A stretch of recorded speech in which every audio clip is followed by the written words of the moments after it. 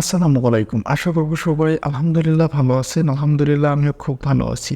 ৯৯% লোকই জানে না আপনার ফোনের মোবাইল ডেটা অথবা ইন্টারনেট অন থাকার পরও তারা বুঝতে পারবে না যে আপনার ফোনে ইন্টারনেট অন আছে কি নাই। যেমন হোয়াটসঅ্যাপে আমরা মেসেজ করলে, কল করে বুঝতে পারি যে আপনার ফোনে ডাটা অন না অফ।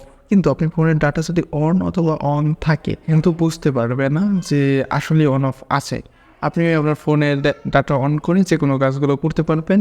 জাস্ট সেজন্য আপনাদের একটা সেটিংয়ের প্রয়োজন হবে। সেটিংয়ের কাজটা করে নিবেন।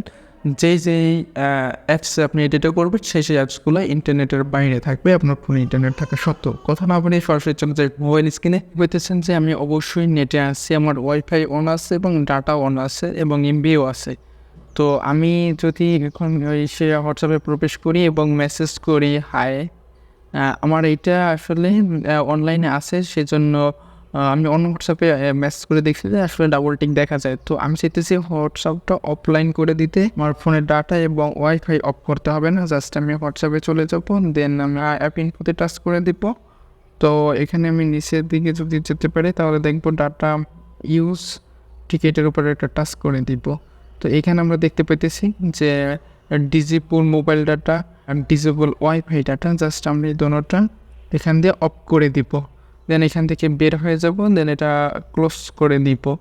তো আমি যদি এখন এসে আবার যাই, যদি আবার এটা মেসেজ করি হাই, তো আমাকে এটা অফলাইন দেখাইতেছে যে ডাটা অন থাকার পরেও, ওয়াইফাই থাকার পরেও যে এটা অফলাইন দেখাইতেছে যে আমার হোয়াটসঅ্যাপটা কিন্তু এখন আপাতত আর ইউজ হবে না।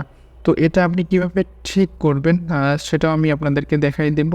ঠিক মেসেঞ্জারের ক্ষেত্রেও মেসেঞ্জারটা টাচ করে দেবেন, অ্যাপ ইনফোতে টাচ করবেন, দেন এখান থেকে আপনি ডাটা ইউজে টাচ করে দিবেন, দেন এখান থেকে আপনি এটা অন করে দিবেন।